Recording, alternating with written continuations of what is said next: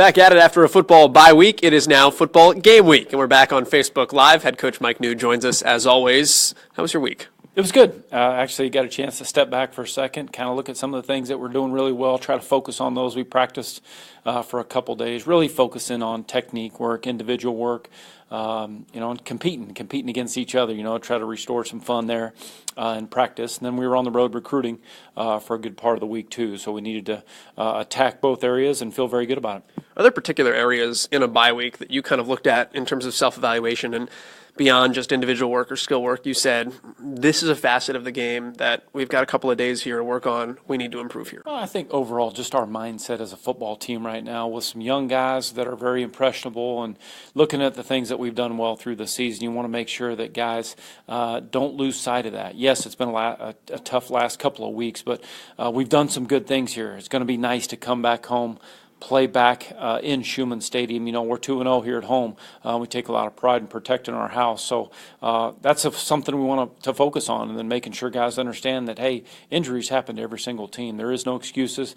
We just have to rally around the guys that are in there playing, make sure that we all put our best foot forward, and making sure that we take ownership in our job and no finger pointing. Everybody's got to do their part, and we can win football games. No matter who is in the lineup, we just got to make sure we rally around them. Let's do the obligatory injury update.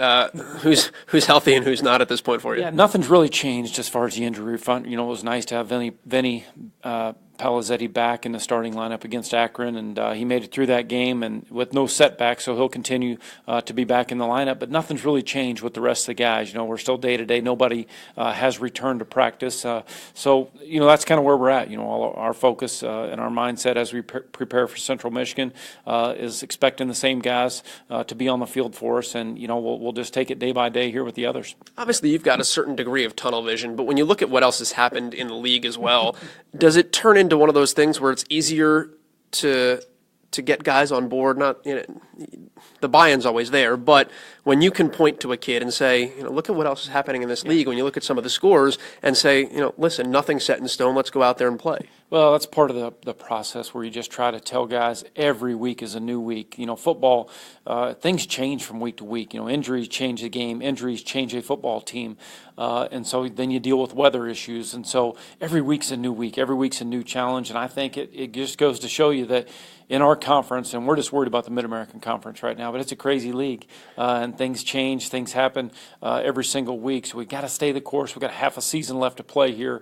It's good to take a step back for a second with the bye week. Now we come back home with homecoming, a little added incentive just with the atmosphere and with former alums and former players returning to campus. So let's take advantage of this home game here, and looks like it's going to be a great day, great weather, and so nothing better than being back in front of our fans. And when it comes to anything happening, I don't know who might know something about crazy things in homecomings.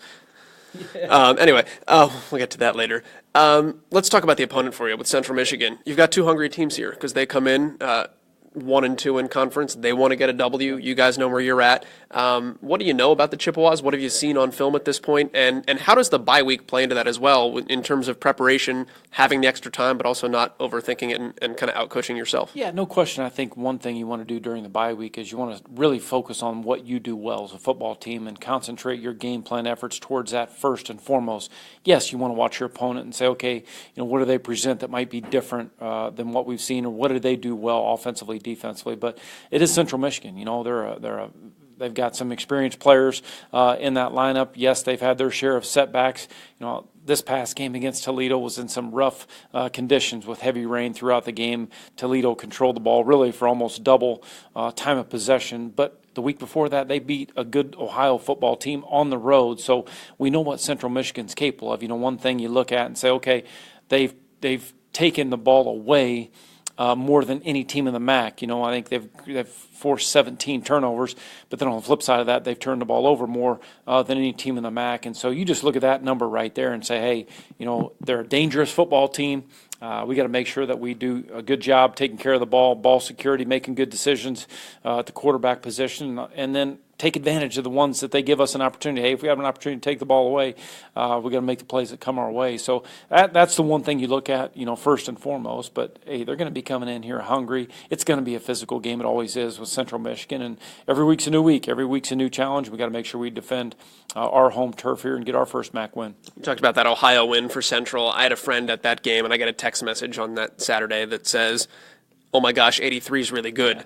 What are your thoughts on the tight end, Tyler Conklin, and how difficult he can be to stop? Yeah, they move him around, and certainly he is a tough matchup when you get him matched up against a cornerback just because of his size, his physical presence, makes contested catches, enjoys beating up on people. And so that's the first thing you see when he returned to the lineup against Ohio. I believe he had 10 catches in that game. And you got your hands full. You got a matchup problem on the outside because most cornerbacks going against him, they're going to be giving up 3 or 4 inches in size, number one. Then he weighs 250 pounds and catches the ball well outside of his frame. And so he'll be a guy that obviously we've got our eyes on, knowing that we got to limit him in terms of touches and make sure that we don't make it easy on him. And so I know our defensive staff, Coach Ellison's done a great job.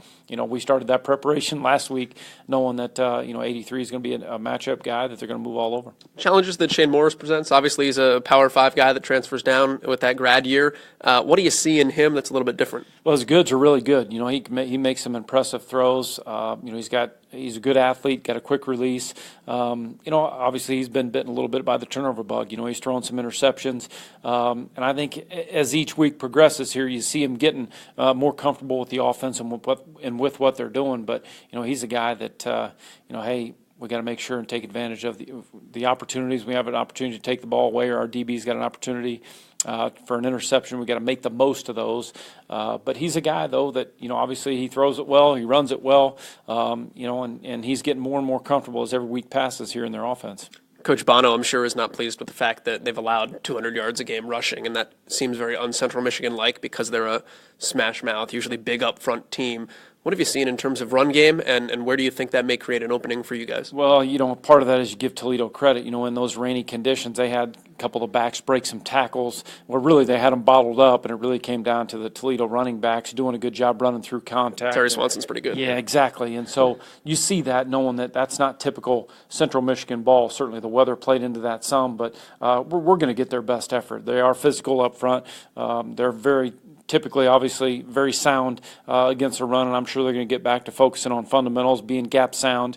But we got to take advantage of that. Right now, obviously, for us, we want to establish a run, and that's no secret. We want to make sure and try to get that done every week. Is Homecoming 93 the best game you ever played? Certainly the most fun game I've ever been a part of, and that's one of those where you try to impress on your young team. Man, it's never over, in this league, and I've been part of that game where we were down 30-3, and so it couldn't have looked any worse. And all of a sudden, we just stayed the course, kept fighting, scratching, clawing, and it ended up being a great day that day. At Schumann Stadium. Of course, that was a long time ago, but our guys just got to stay the course, fight, play. It's a 4-quarter game. You hear that, you see. Every single week you see games, not only in the Mid-American Conference, but outside of our conference, that crazy things happen. We just got to play and, focus on bringing our best effort for 4 quarters, and the scoreboard will take care of itself. Well, much more to talk about leading up to the Cardinals and Chippewas this homecoming on Saturday. That starts tonight at Applebee's, Monday night with the red and white. Coach will be with us at 7 o'clock. Jack Milas and Pat Maloney will be with us as well, which means I'm sure we'll talk about football at some point, but it's going to be a lot of fun. Coach, appreciate it, and we'll see you then. That'll be a colorful night tonight. Look forward to seeing you.